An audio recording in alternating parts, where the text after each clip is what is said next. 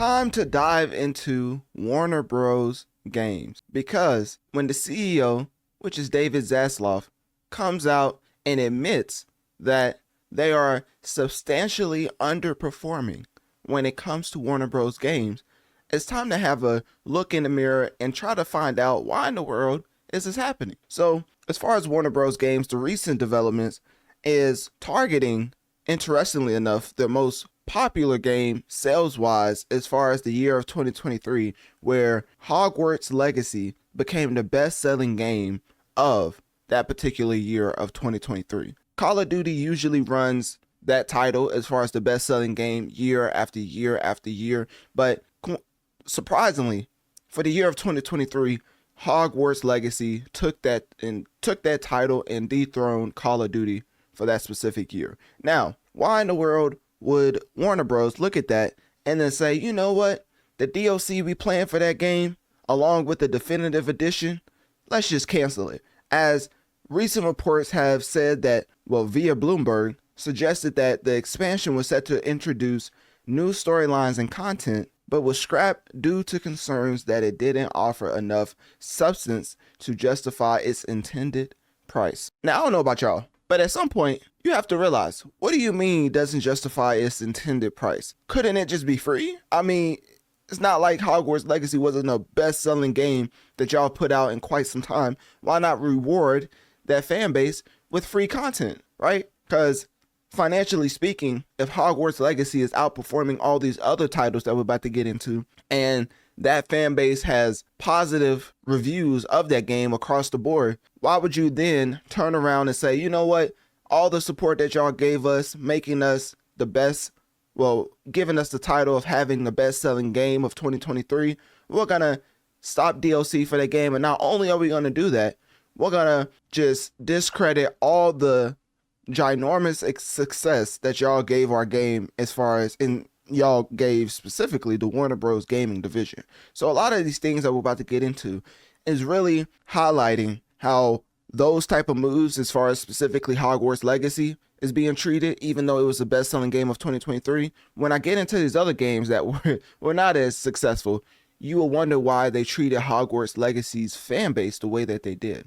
Anyways, with that being said, the main thing we're getting into is just the financial status of Warner Bros. Games. And some of the things I wanted to point out first is that Warner Bros. Have been doing a lot of reconstructing the overall plan when it comes to the masses, right? Monolith Productions, they completely shut that down. Why did they do it? Nobody knows. Because if you think about it, Monolith gave us one of the most innovative features ever in video game history. When the Nemesis system debuted in 2014, it revolutionized the gaming industry to the point where people wanted that system more and more. But guess what? They used that system for Middle-earth Shadow of Mordor when they debuted the system, right? And ultimately, they never used it again, because when it comes to the enhancement of having in a 2017 Shadow of War, we're talking about using that system across the whole gaming industry, meaning you could probably license out that specific Nemesis system and get a lot of compensation for them using your system. But what do? They patent it, and of course, they haven't used it since. I mean, Warner Bros. Patented the Nemesis system back in 2021, locking it until 2030, locking it until 2036. But the Nemesis system was going to be used for the Wonder Woman game, but of course, when Monolith Productions went under, Wonder Woman also was canceled, and that was the only game that they was planning on using the Nemesis system for. And apparently people who worked on the game came out and said that the game looked beautiful. As far as the environment, I mean, if it's set in where Wonder Woman is from, I forget where she's from, but I know all the Amazons, the Amazonians, that whole atmosphere is phenomenal. If one thing Justice League taught us is that Wonder Woman's setting is very unique, and it's kind of like the Wakanda for DC, as far as obviously not the black effect, but just the overall having an abundance of wealth and just a great system to breed warriors and things of that nature. But anyways, so they threw away Monolith Productions, inherently taking out Wonder Woman, which had the Nemesis system. So now, ever since 2021, when Warner Bros. Patented, we haven't seen one of the most innovative features in gaming history since. And if you was wondering, like I said, they locked it to 2036. So we have to wait till 2036 for anybody to use that system or for it to be open to the public, unless Warner Bros. Actually licenses the Nemesis system out, which I don't think they're going to do. So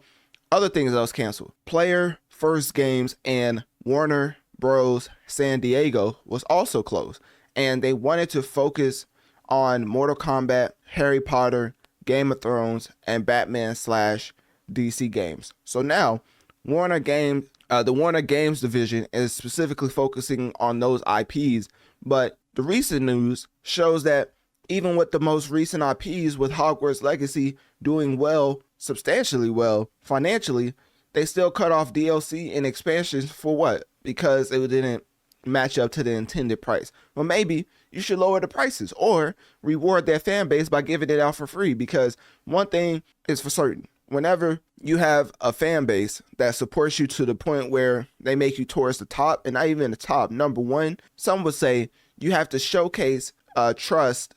Well, you have to build trust with your audience by rewarding them for supporting you so much, right? Because these other games like Suicide Squad, all these other games that they put out, like Mortal Kombat 1 being rushed out, and we see the state that it's in now. Trying to think of other games. Oh, Multiverses. Don't even get me started with Multiverses. The way that they had all the IP in a Smash Bros type of setting, and people was actually resonating with it and still fumbled the ball. I don't know how Warner Bros. Games is getting away with this, but of course, they're not getting away with it. As the Q4 of 2024, their revenue fell by 29% year over year, which is when CEO David Zaslav came out and said Warner Bros. Games was substantially underperforming. So despite the attempt to recover Suicide Squad, because if you don't know, the premise was immaculate. I still to this day think that Suicide Squad had a phenomenal plot as far as setting up the Justice League without letting you play as them, because as we've seen, that was only unlocked through the full DLC, which is another crime, but that's besides the point. The full story, right? So I'm just gonna spoil it for you, because I don't want you paying DLC for something that should have been in the game for free. So essentially, the Justice League that you was killing in Suicide Squad Kill the Justice League, those was copies made by Brainiac, and the real Justice League members was in some type of hyperbolic chamber or whatever, like Goku type beat, right? So the way that they set up the Justice League in the Suicide Squad game, it was fantastic.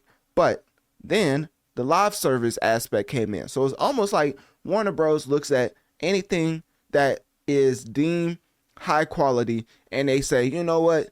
Let's add live service to that to make them play the game forever, which is not the right approach, as we've seen with the Batman Arkham series, which we've seen with Hogwarts Legacy. You can have single player games that is high quality and also not live service and still perform financially, as we've seen with Hogwarts Legacy being the most sold game of 2023. So the way they just completely mutilated Suicide Squad just for greed and monetary gain is why we're standing at the crossroads of where Warner Bros. Games is going to go.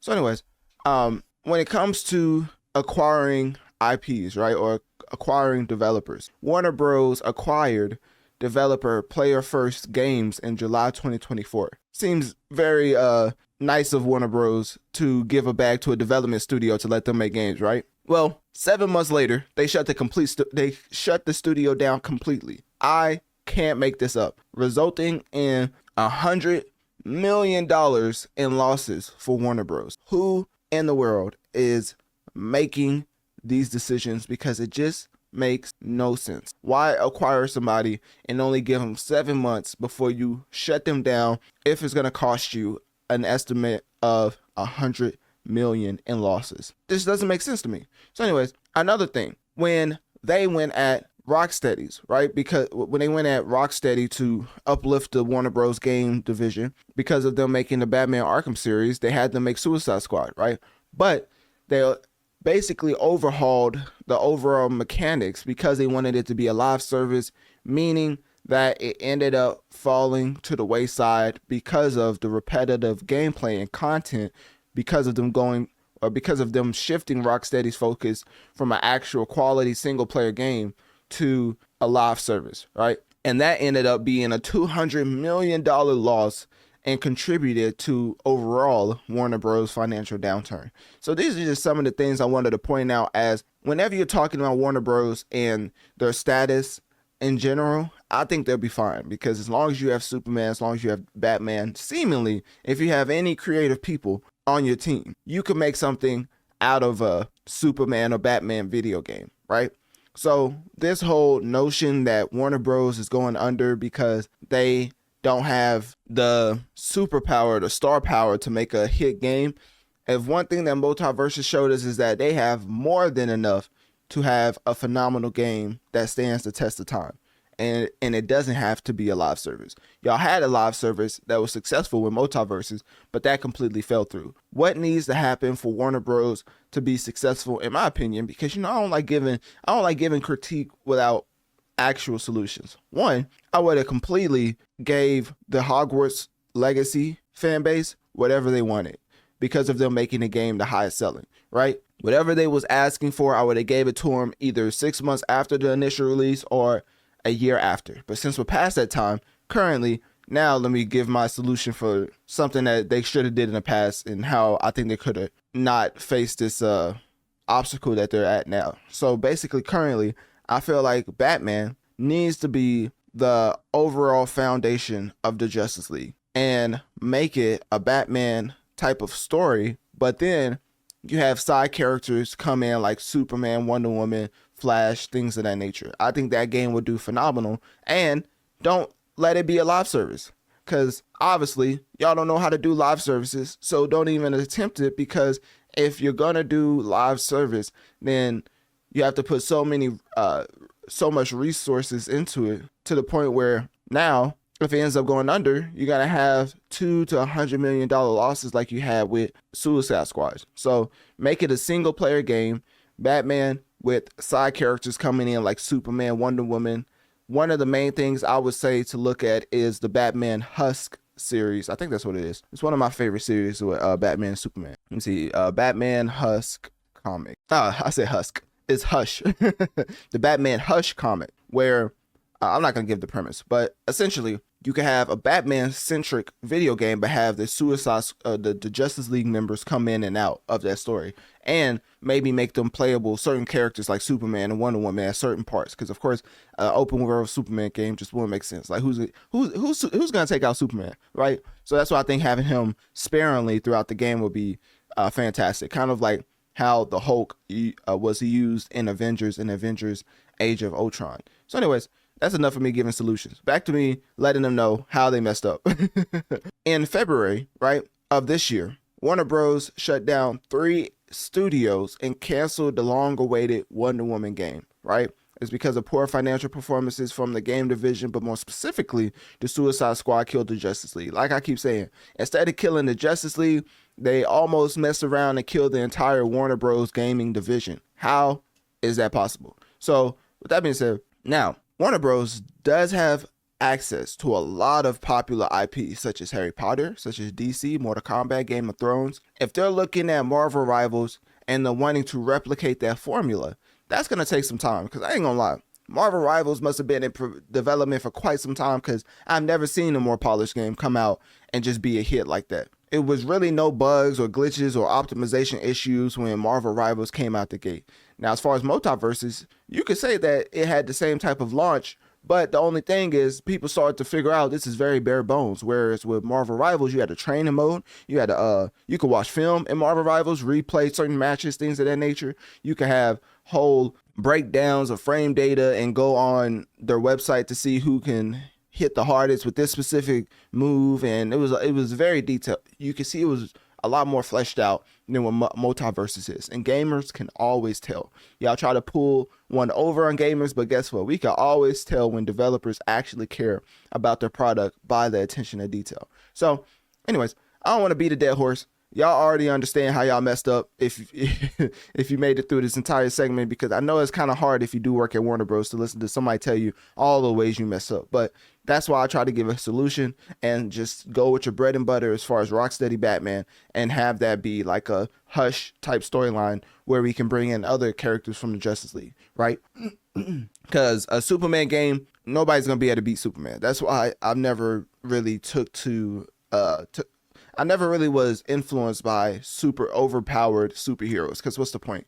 Like Sentry that's about to come out, like, I mean, the only way you could really beat Sentry is to have plot armor, right? So they're probably gonna like convince him to not be a bad guy anymore, like something like that. Like you can really not even fight these overpowered villains or heroes, because it just doesn't make sense. That's why I think a Batman game would be fantastic, and having the Justice League members pop in and out, because any other member outside of the Justice League, even that is like getting into who can really take them out type territory. I mean, maybe the Flash, but he runs at the like.